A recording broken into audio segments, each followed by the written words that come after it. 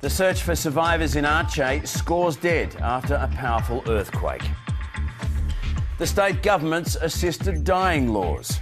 We fail many people at the end of their lives. We've got to actually look this issue squarely in the face.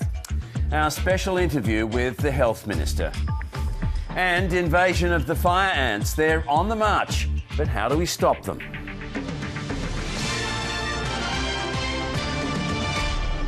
Premier Daniel Andrews confirmed today that he'll be voting in favour of legalising voluntary euthanasia. An expert panel will be set up to draft a government bill which will be put to a conscience vote late next year. But even if it's passed, it won't take effect until 2019. Earlier, I spoke with the Health Minister, Jill Hennessy. Minister, several other jurisdictions, most recently South Australia, have tried and failed to pass assisted dying legislation. Why should Victoria be any different? Well, look, I think what's different about what Victoria is doing is it would be the first time that a government with the resources of government are introducing a bill, and these are matters that are always conscience votes, and so MPs don't traditionally vote down party lines.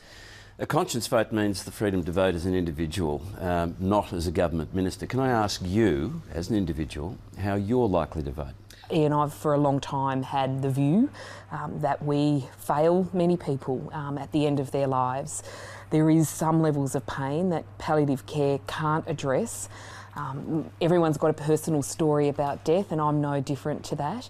But I've got a mother with advanced multiple sclerosis, and she knows, and she's smart enough to know what her death would look like.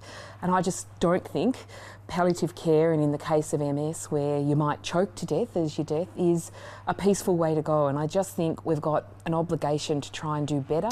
In framing your response, how influential was the evidence the coroner gave to the inquiry that a lot of elderly Victorians are taking their own lives, sometimes quite violently, because of the lack of a legal alternative?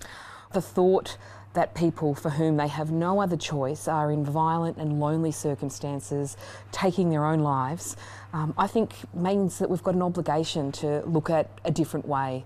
The coroner was powerful, as was the police, talking about some of the scenes and circumstances that they have. Judges and prosecutors that don't really want to prosecute people that have assisted a very ill family member. And I think we've kind of looked the other way with a degree of sympathy to those that have taken their own lives, or those that have assisted someone to take their own life. And I think we've got to actually look this issue squarely in the face, regardless of what your views are. Minister, what about the very real fears of abuse of any safeguards? How robust can you make them? One of the issues sometimes people have raised with me is, does it make people feel a degree of coercion about having to have an assisted death if they feel that they're a burden, or that their contribution to society is not valued because of their illness or a disability? So I do think we've got to give people that confidence. What I think special about this model is the concept of an assisted death, whereby a person that has gone through the processes of being assessed, that has had 2 independent doctors, that is very close to their death, is provided with the medication in order to bring on their own death. That is probably the best assurance against coercion. And we also know that many people feel incredibly relieved knowing that they have access to such a pill to bring on their death if they want to. Sometimes people don't use it, but it brings an incredible kind of peace about what the end of their life is likely to be. The ABC's Vote Compass and any number of other opinion polls you might point to show a very large majority in favour of assisted dying. And yet politically it often comes down to a line ball fail. Why is there this disconnect between voters and the people they install in Parliament? Look, I think on many issues, this being one, the Parliament is sometimes a slow institution to catch up with community sentiment.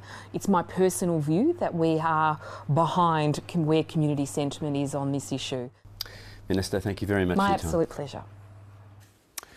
The New York Stock Exchange hit a record high last night and swept the